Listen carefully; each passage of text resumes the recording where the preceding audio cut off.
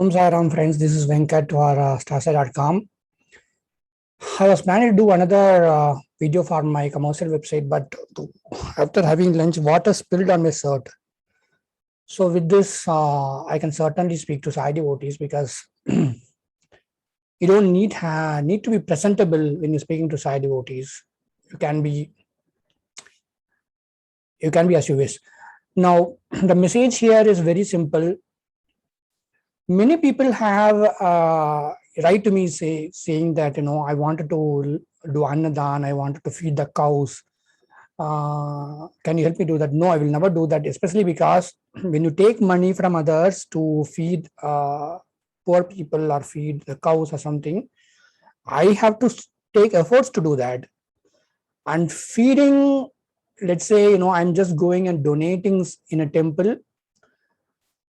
Of course, that is also fine, but I believe when you wanted to feed people, the real annadan is um, going in search of someone who's really hungry and then giving them that food parcel or something. In 2005, when I used to visit Nagasai Mandir in Coimbatore, there used to be some people, we call them beggars, like, people who take alms outside the temple. And they used to really take food. They used to really accept foods and feel happy about it. My mother, I remember my mother used to pack, 5 idlis in a cover, just 5 idlis with some podi on that, and then I used to give it to a blind man. And then I used to visit some Shiva temple, order lots of chapatis as parcel, 20, 30 packets, and used to give to devotees. So those things happened. But over the years, what happened, especially in India or maybe especially in Tamil Nadu, the respect for food has reduced among people who are needy also. They want money, they want cash. And though who are, I'm not telling in all the places, even in Sirdi, even in many Saiva temples, you have noticed these people are not really poor. They might be poor, but they are not really struggling to have food. They have food. But they're expecting money from the devotees. So the point is they are not really hungry basically. And there is a worse situation where they take your parcels and give it to some roadside shops. They sell it to some roadside shops. This also happens. My message should not stop you from giving food. That is always something I want to encourage. But if you really have time, I wish you do this. If you are in India, take some 2-3 parcels of maybe 5 to 10 parcels of food packets and take your vehicle and go, because you can't walk in a car or in a bike. And then look for people who are selling fruits, who are selling stuff on the roadside, maybe even those who are selling outside the temple, also the people outside sitting outside the temple and taking alms. See if they are really hungry. Tell them that I have some food packets, will you accept it? And they will certainly accept it. They will be really happy about it. I have done that. Of course, donating to orphanage is also something I encourage. But that orphanage should not be MNC orphanage, wherein your money just goes and sits in the bank. If there is an orphanage where you can take some biscuits or coffee powder or a tea powder or a bag of rice and give it, and if it is really going to reach those children, that is really something that you have to do. Not all can come across such an orphanage. So basically what I'm speaking is, the message is, especially in states like Tamil Nadu in India, people who take alms, they're expecting money, not food. And that is the reason I never accept money from anyone saying that, will you donate on behalf of me? Of course, I myself donate to Sai in the Sai temple for Annadan, for their food offering. But again, coming to this point, real dharma is offering food to someone who's really hungry. If you want to do that, you have to take effort. Take your vehicle, go. Maybe it might be raining, it might be very hot. So someone selling some stuff or someone even walking in the road, they might like to have your food. But be very careful also. Sometimes people will be annoyed because they might be well off, or they might think, they should not accept food from you. When you want to do some good karma, you have to accept insults also. One thing. The other message here is very simple.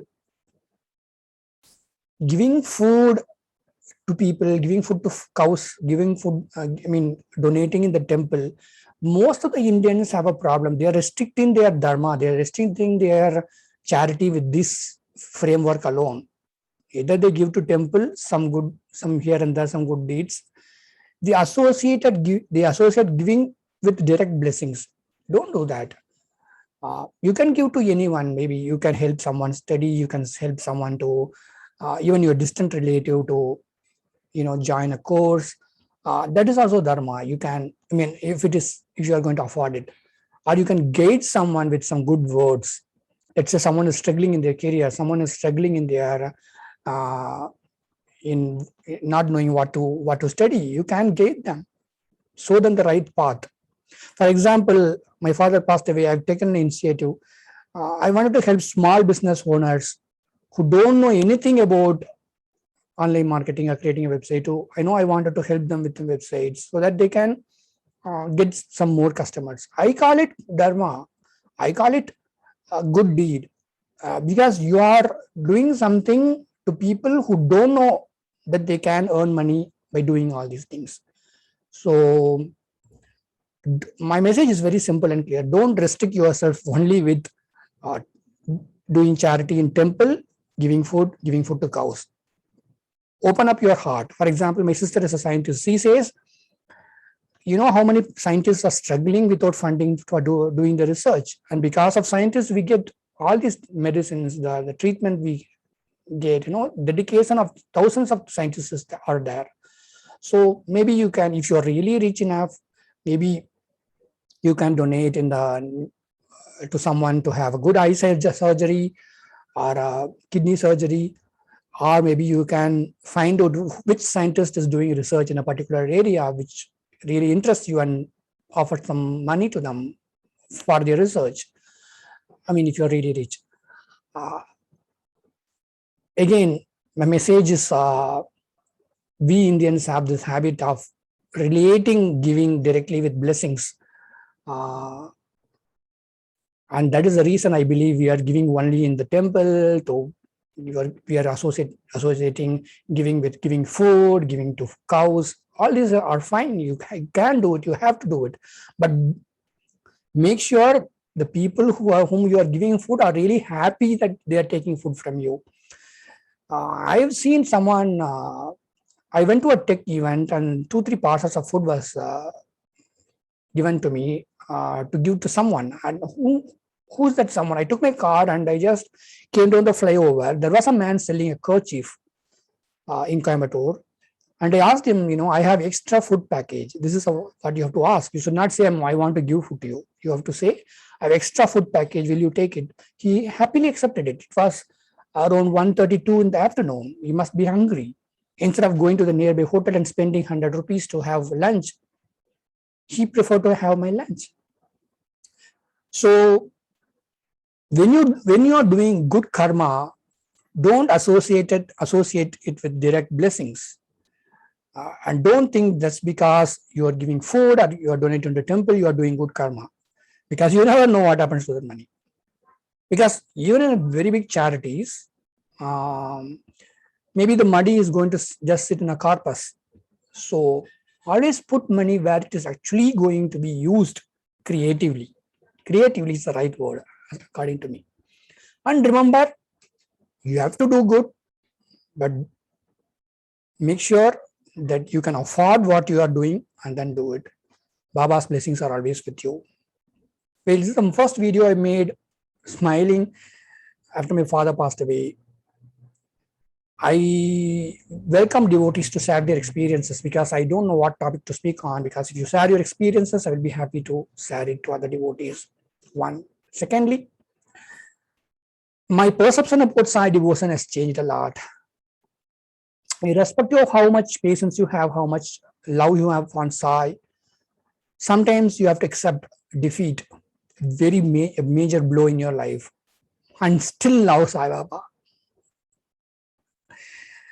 Om Sai Ram. This is Venkat for StarSai.com.